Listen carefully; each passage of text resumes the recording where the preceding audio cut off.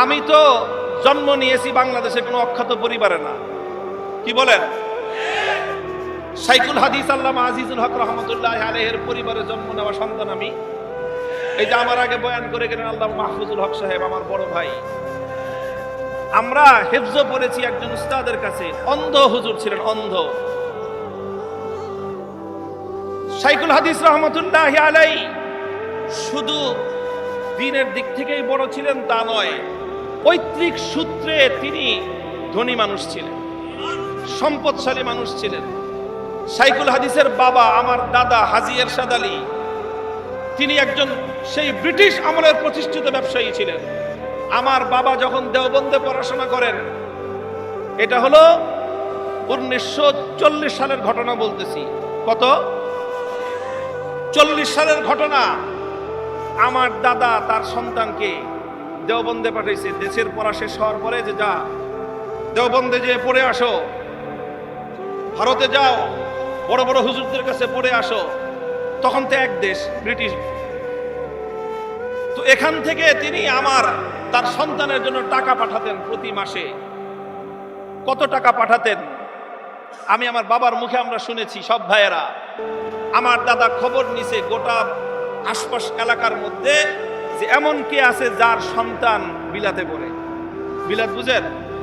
ওই সময় লন্ডনকে বিলাত বলতো, যারা প্রবীণ তারা জানেন। লন্ডনকে বিলাত বলতো।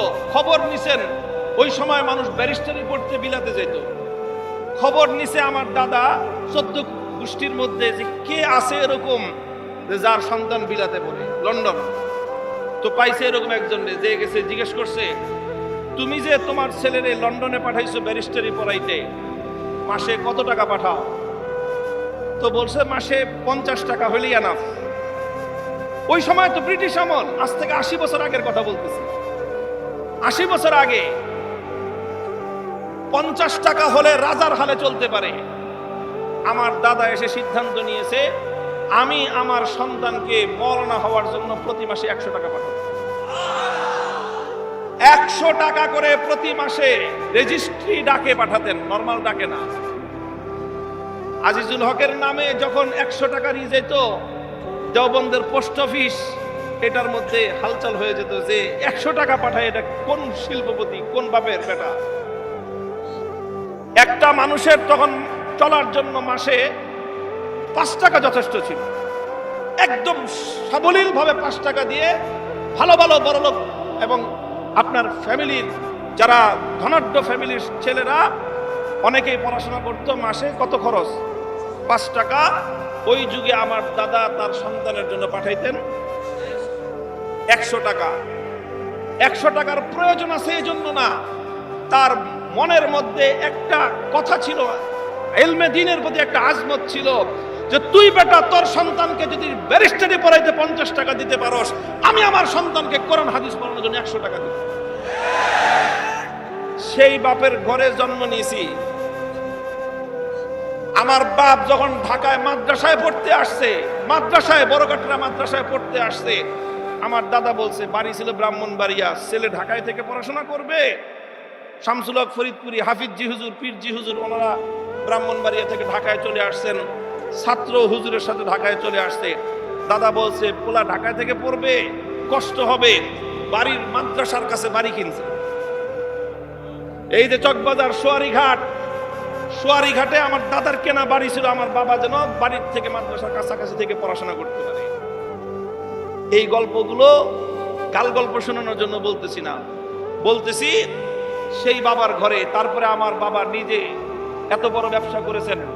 The oldest petrol pump in Dhaka city, Dhaka সিটির মধ্যে সবচেয়ে প্রথম যে পেট্রোল পাম্প ঢাকা সিটির মধ্যে, the oldest petrol pump in Dhaka city, মৎস্য ভবনের কোনায়, মৎস্য ভবন, ওই যে মৎস্য ভবনের কোনায় যে পেট্রোল পাম্পটা, এটা হলো ঢাকার শহরের প্রথম পেট্রোল পাম্প।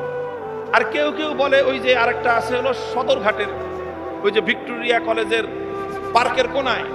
এই দুইটা কাছাকাছি সময়ে ওরা বলে ওটা আমাদেরটা প্রথম, আর এরা বলে আমাদেরটা প্রথম। যাই হোক, ধরে নেন কাছাকাছি।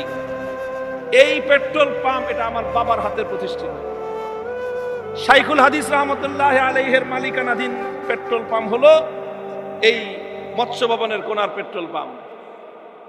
এই কথাগুলো বলতেছি, আমার বাবা একজন অন্ধ হাফেজ সাহেব ঠিক করলেন, মসজিদে থাকতেন আর আমরা ভাই বোন সব গিয়ে হুজুরের কাছে পড়তাম হেফজ।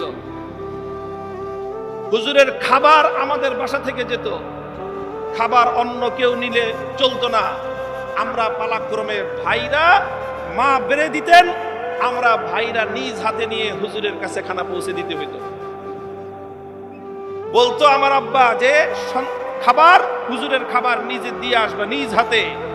আমরা নিজেরা, আমি, মাহফুজুল হক সাহেব, আমার বড় ভাই, আমরা নিজেরাই টিফিন ক্যারিয়ার করে হুজুরের বাসায়, হুজুরের ঘরে নিয়ে খাবার দিয়ে আসতাম। টিফিন ক্যারি ধুয়ে পরিষ্কার করে দিতাম। এখনো আমার মনে পড়ে, হুজুর এখানে সেখানে যেতে অন্ধ মানুষ ছিলেন, তো একজন সাথে ছাত্র নিতেন। অধিকাংশ সময় আমি থাকতাম, আমার কাঁধে হাত দিয়ে হুজুর চলতেন, আমি হুজুরকে সামনে নিয়ে হাঁটতাম। অনেক মানুষ, অনেকে তো বুঝতো না, অন্ধ মানুষ দেখে আবার সামনে দেখে ছোট একটা বাচ্চা টুপি পরা, হুজুরও টুপি পরা। তো সমাজে অনেকে করুণার দৃষ্টিতে দেখতো, অনেকে আমাদেরকে ভিক্ষার টাকা তুলে ধরতো, মনে করতো যে হুজুরের আমরা ভিক্ষা নামছি। বলতাম যে না ভাই, ইনি আমার উস্তাদ, ইনি আমার উস্তাদ। এইভাবে আমরা ওই ছোট্ট কাল থেকে, বয়স তখন আমার কত, 7 বছর 8 বছর, 8 বছর বয়স থেকে উস্তাদদের খেদমত করা শুরু করেছি।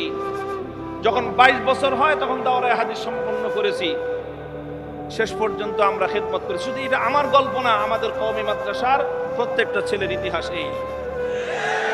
আমি 22 বছর পর্যন্ত আমার উস্তাদের সেবা করেছি। এখন আমার ছাত্ররা আমার জুতা ধরবার জন্য জীবন দিতে প্রস্তুত।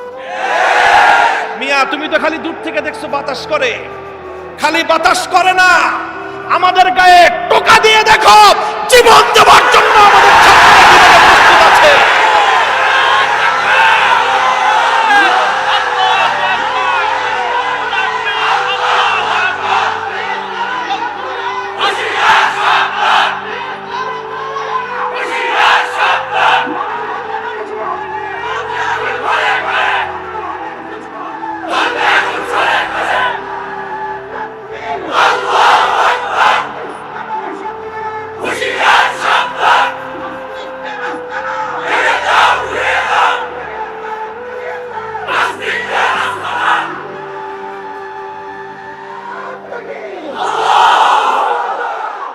মুহতারাম হাজিরিন, মূল সমস্যাটা কোথায় আমি আপনাদেরকে চোখে আঙ্গুল দিয়ে দেখিয়ে দেই।